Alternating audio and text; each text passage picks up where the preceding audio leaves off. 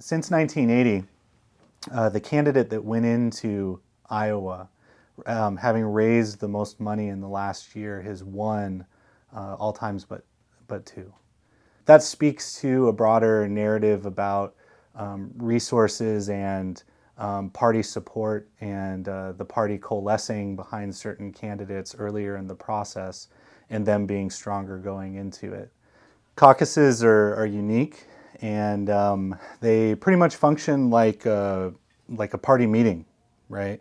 So particularly on the Democratic side, when you're going in, you're literally going to vote with your feet and stand in a corner of the room and support your candidate.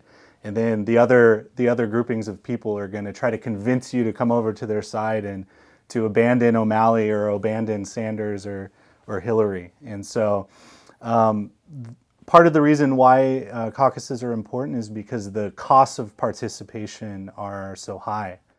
They take a long time because they can take up to 2 hours. You have to go in. It's like a party meeting, so it can be intimidating. The idea behind it is that you're going to get more informed voters that participate. It encourages candidates to engage in more what political scientists refer to as retail politics. In other words, face-to-face interactions at small levels, going to the Iowa State Fair and talking with people in the corn dog line or meeting with people in their living rooms.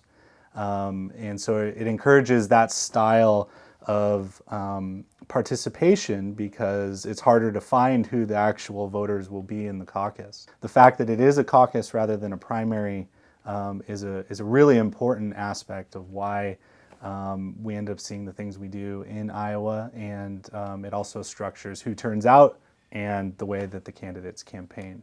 It doesn't matter necessarily if you win, but it's in a lot of ways connected to beating expectations. And if you do better than was expected, the media is going to change the narrative. The media is going to pay more attention to you, and there's the potential to gain momentum moving into later states.